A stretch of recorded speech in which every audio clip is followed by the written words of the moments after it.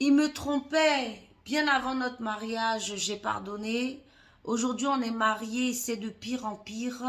Ça empirer, story time. Tu connais, hein, c'est Steph, créatrice de la marque Ma Soeur et Ventre Plat Jungle Tea. Donc, si tu as besoin de perdre du ventre ou des kilos, contacte-moi, je m'occupe de toi ou va choper sur le site. Fondatrice de Beauty Booster Institute, que des produits naturels pour cheveux. Donc, si tu veux avoir une roufa comme moi, contacte-moi ou va choper sur le site, je m'occupe de toi. Ah, les filles, les filles, les filles, vous savez, c'est pas parce que vous avez fait l'honneur, oui, c'est un honneur de pardonner, c'est un honneur et ni une erreur de pardonner que ça veut dire que votre vie est gâchée. Vous avez pardonné parce que vous avez un cœur pur, parce que vous y croyez. C'est un message important que je donne. Ça ne fait pas de vous une ringarde, une nullarde, non. Si vous avez pardonné et que la personne a persisté, insisté, cassez-vous. C'est ce qui vous reste de mieux à faire. Voilà l'histoire de cette dame.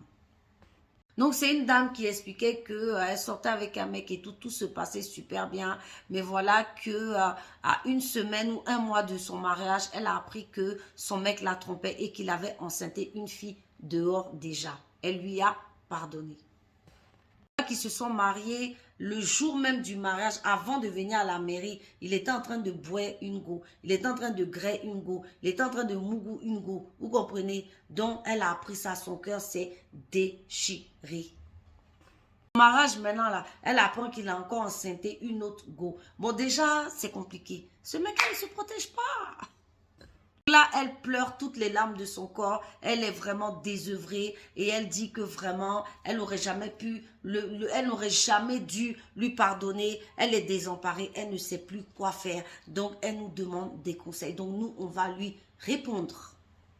Ma chérie, ma chérie, ma chérie, tu es une femme courageuse, tu as été courageuse. Le fait de pardonner ne fait pas de toi une nullarde. Tu as cru en lui. C'est-à-dire qu'au contraire, ça montre à quel point tu as un grand cœur. D'accord? Tu as pardonné parce que tu as cru en lui. Vous deviez vous marier. Qu'est-ce qu'il fallait faire? Tout annuler. Il y a des femmes, elles sont fortes, elles annulent tout. Hein. Tu la trompes, tu dégages. Mais il y en a qui font confiance, qui se disent non, mais t'as vu. Mais bon, voilà. On ne peut pas dire parce qu'il y a des hommes aussi, on leur pardonne, ils ne recommencent pas. Voilà. Et puis il y a des hommes, bah, comme le tien là, quoi. Un vrai salaud. Dans cette histoire, ce qui est un peu triste, c'est que le mec, il ne se protège pas. Il se donne le droit d'enceinter des filles dehors. Et en plus, elle nous disait que, oui, j'ai oublié, depuis qu'ils se sont mariés, il ne fait que sortir. Il rentre ici, il sort là-bas, il rentre ici, il sort là. Ma chérie, quitte-le. Ma chérie, quitte-le. Un an de mariage, quitte-le. Demande le divorce. Prends les preuves si tu peux, enceinte et tout pour obtenir tout le divorce en ta faveur et quitte-le. Ça, tu n'as pas d'excuse. Il n'y a plus rien à excuser. C'est une personne dangereuse pour toi. C'est une personne qui peut te ramener des maladies. C'est une personne même, je ne sais pas, qui n'a aucun respect. Donc ça, là, on a dit quoi dedans?